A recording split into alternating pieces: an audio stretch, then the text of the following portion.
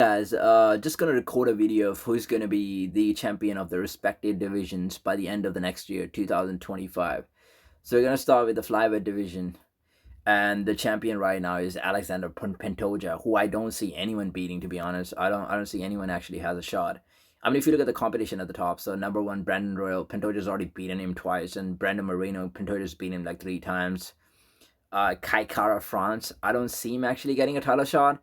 Maybe he can have like one tuna fight against, like, I don't know, he can fight like Manil Kopp. Manil Kopp just had like a victory. So maybe he can fight Manil Kopp and then he could probably get like a title shot. But to be honest, I don't see anyone. I think UFC is gonna have to get a guy from like outside the organization. Maybe like to me the fight that would make most sense against him would be you get the Russian Dagestani guy back. So Muhammad Mukayev, I think he would be stylistically a good matchup because he is a very good wrestler. So like I could see like Muhammad Mukayev actually staying on top, like taking Pantoja down. Actually, probably put on like one of the most boring fights, but actually coming up with a victory at the end. Although it's going to be a hard job because Pantoja is really hard to control. Pantoja is like he's really good at getting the back, Brazilian Jiu Jitsu, all of this. But I don't see anyone beating Pantoja, to be honest. I so my prediction would be Alexander Pantoja actually stay champion by the end of this year. But if anybody could beat him, that would be Muhammad Mukayev. But most probably it's going to be Alexander Pantoja. And then the next one you have Mirab Dvalishvili. You have him as the champion right now. I don't see Mirab staying as a champion. I think he's a very good he's a very good fighter, and he's a very hard guy to beat. But I think the next fight that he's getting against Nurmagomedov, I think that's the hardest fight that he's getting as the first fight of his title defense. I think he loses that fight. I don't think he's going to be able to trade with Amar on the feet. I don't think he would want any part of that, to be honest. I think he's going to try to take him down, but it's going to be very hard because Marab stylistically, he just wears people down. That's what he does. Like, he shoots takedown on them. He would shoot like 45, 50 takedowns in one fight, just wear them down. But I don't think he's going to be able to do that with Omar because Omar is actually very clean with the wrestling. So that's going to be, and I think Omar is in his head as well. Like, Marab was, yeah, he was like, be man first, be man. You have to be man first, Omar. Who are you? Like, dude, is he just doesn't think that Omar actually deserved the title shot. And Omar is like, Marab, tell me what I said about your personality. Tell me what I said about your personality. I just think Omar actually stays the champion. I think he will have like one title defense by the end of this year. So he would have it either against Sean O'Malley or Peter Yan. I think that's what they should do because he's already fought Corey Sanhagen. So you can make a fight of Sean O'Malley versus Peter Yan. And I can see Omar actually beating one of those guys. I think Omar Nurmagomedov actually stays champion by the end of this year. And then featherweight, you have Ilia Topuria. Ilia Topuria, I mean, Ilia is a very hard guy to beat. I don't see anybody beating Ilia Topuria. But I think for some reason I have like this sort of like thought in my mind that he would actually move up to lightweight. If he stays at featherweight, I also see like Moser Evloev beating him, like putting on like the most boring fight of all time, but actually beating Ilia Topuria. I don't see anyone else beating him. I think he beats Alexander Volkanovski. I think what UFC should have done, to be honest, is they should have put because Ilia's already fought Alexander Volkanovski. He's beaten Max Holloway as well. So I don't want to see any of those fights, either of those fights, because both of them are like knockouts, clean knockouts. We want to see Ilia against different stylistic matchups. So you could have him against like Diego Lopez. That's more like Diego loves to trade. He's a brawler and he can test the Brazilian Jiu-Jitsu if Ilia Topuria possibly. So you can have him against Ilia Topuria, or you could have Moser Evloev. Now Moser Evloev, that's a very like Russian stylistic guy. He's gonna try to take the fight to the ground. He's got decent striking. Obviously, he's not gonna try to trade with Ilia Topuria. That's not a smart decision. I think he's gonna try to take him down. He's control on the ground. It's pretty decent, but his takedowns are like one of his best weapons. The way he goes to like shoots for the double leg is probably one of the best. So I definitely could see Moser actually beating Ilia Topuria, but I think I see Moser Evloev be the champion by the end of this year somehow. I think Ilia actually moves to the higher weight class. I believe it goes to like lightweight. And then you have Islam Makhachev as the lightweight champion. So Islam, if he stays in this weight class, I don't see anyone beating Islam. He's already kind of like gone through the weight class. I think he beats Arman Tsarukyan, although it might be a good fight. And then he can uh who does he Charles Oliveira, he's already beaten, and he said he's not interested in the rematches. But because Charles is such a big star, he said he could possibly give him an opportunity if he stays in the same weight class. I don't want to see him against Justin Gaethje. You were seeing Justin Gaethje getting the title shot multiple times, and he struggles against grapplers, so I don't think it's going to be a competitive fight. Yeah, he beat Dustin Poirier. Max Holloway could be one of the fights, but I don't know if Max Holloway wants to stay in the featherweight division. If he wants to move up, I'm not sure about this. They could potentially have matches for Max Holloway. They could potentially be like ask him to defend his BMF title against one of the guys, maybe Dan Hooker. Uh, I don't see anyone like the guys at the bottom. I don't think they're going to be able to get the title shot within this year. So I see Islam as being the champion. Although I do have a feeling that he's going to move up to welterweight, which we'll talk about later, because I think yeah, I don't think Bilal will actually stay the champion. So I do see Islam actually moving up, and I do see him winning the welterweight title by the end of this year. But I also see him, if he stays at this weight class, then I'll see Islam Makhachev as the champion. Otherwise, if he leaves the weight class and Ilya actually moves up, I could see Ilya becoming the champion at this weight class. Who checked your grappling, brother? Who gave you the black belt? But I think one fight they could actually make is they could make Ilya Taporio versus I don't know, Paddy Pimblett. That's not gonna make sense actually. The sanitizer boy, the sanitizer, fucking hand sanitizer boy. You were born in Georgia. So okay, then we move to like welterweight division. Bilal is the champion. For some reason, I don't know, after the last performance, most of the people are actually saying that Bilal would beat Shafkat. I don't see that happen. I don't. Here's the thing, guys. I know why people are on Bilal's train right now, and rightfully so. He's beaten so many good guys. Like, he's on a streak, long streak. But if you look at the guys that he's actually beaten, he's beaten guys like, he beat Sean Brady. I mean, Sean Brady is one of the very decent guys. Sean is not as tall as Shafkat Rakhmonov, and he doesn't fight very tall. He's mostly like a grappler. So the grappling in that fight was getting neutralized, and Bilal was just putting a pace on Sean Brady. And Sean Brady does not have the best striking. Like, he's got pretty like decent striking, but it's nowhere close to Shafkat Rakhmonov. He doesn't even kick that much. So for Bilal, he could have put the pace on, but against Shafkat, it's not gonna. I don't think, because the way Bilal actually wins the fights, he puts the pace on, he wears you down, and then he changes into takedowns. So we throw a couple of strikes, set up a takedown, take you down, and then it would repeat the same process again. He's not a finisher. Like, he doesn't have like the striking to the level, or like power to the level where you could actually come up with some sort of like some sort of different out of pocket stuff where you would just surprise you with like a, let's say, like a spinning kick or something, or like take you down and just submit you. He doesn't have that sort of fighting style, so he's kind of very predictable.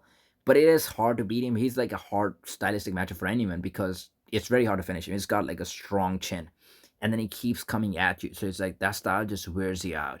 I don't see him doing that to Shafkat. I think Shafkat's a longer fighter than him. I think Shafkat is a much more crispy striker. I think he's gonna catch him. Shafkat's gonna probably catch him with like a couple of spinning kicks or do some nice stuff. Bilal might get like a takedown on him. Again, I think Shafkat's gonna be very hard to control.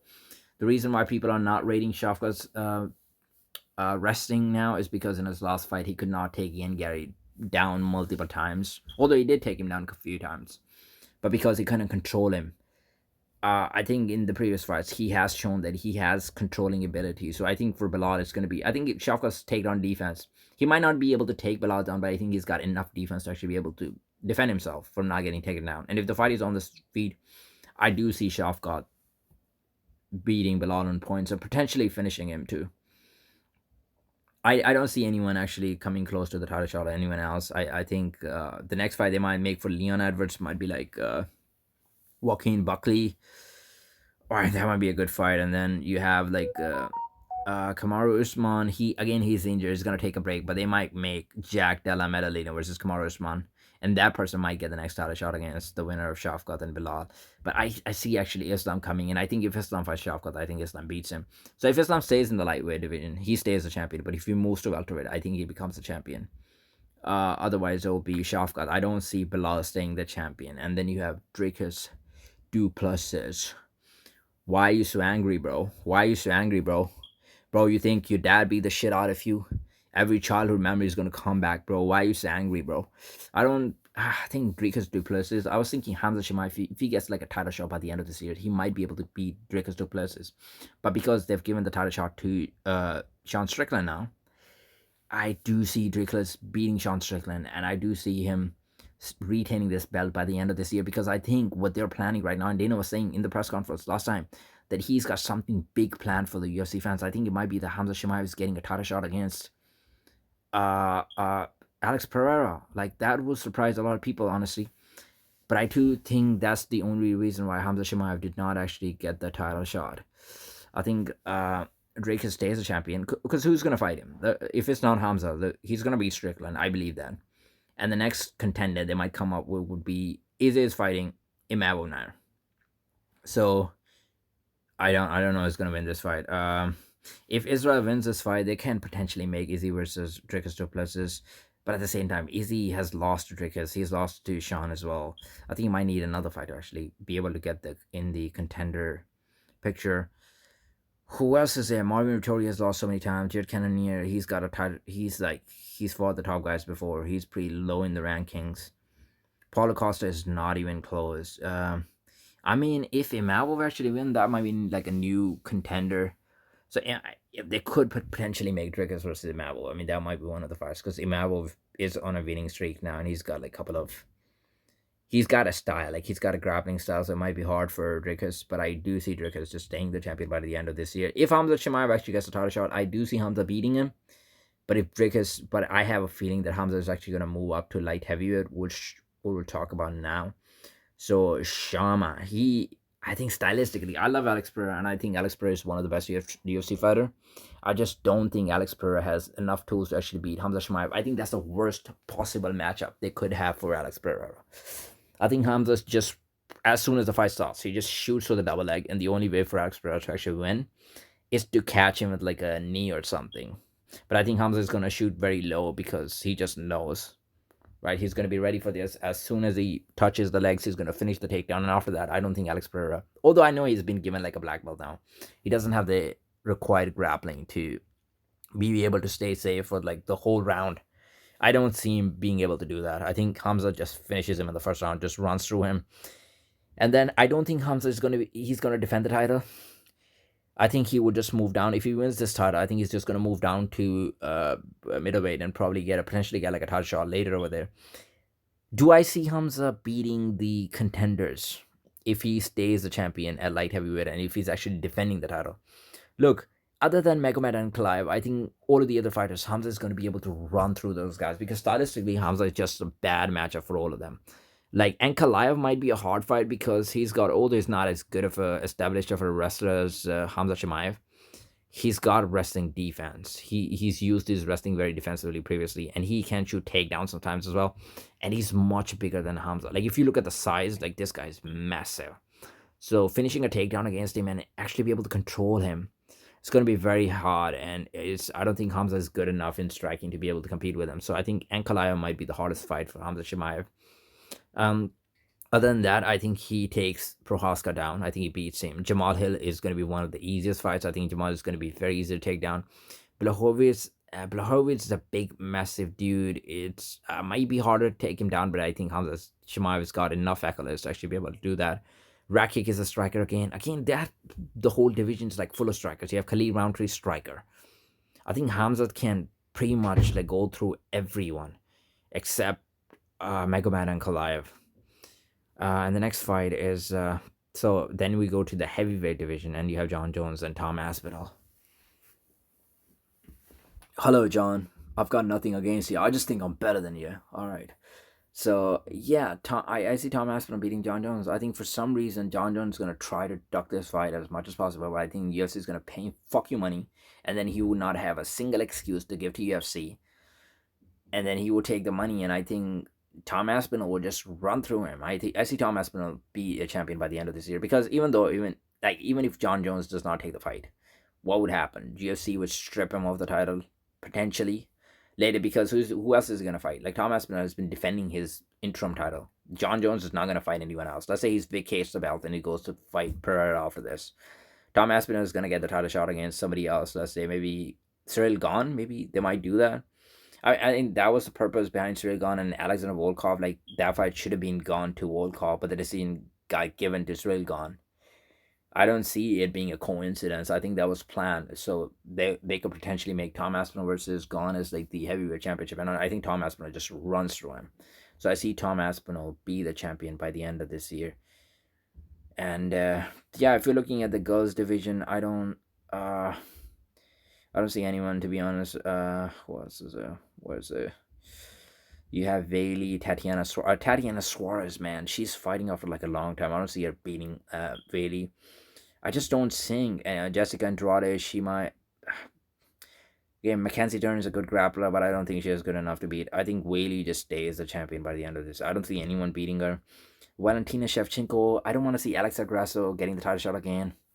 It's been a couple of times now. Rose is pretty bottom in the ranks. I just don't see any of the girls beating Valentina Shevchenko. I think Valentina Shevchenko stays the champion. And with the Juliana Pena, I don't want to see Raquel Pennington getting the title shot again. I want to see Kayla Harrison.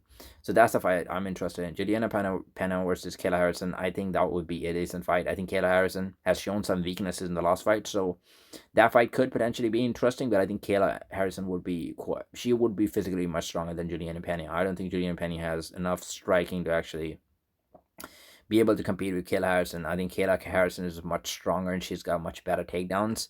She might not have the best finishing on the ground, but I think she's just going to be able to control Juliana Pena. So I see Kayla Harrison actually getting the title shot and actually potentially finishing Juliana Pena and staying the champion by the end of this year.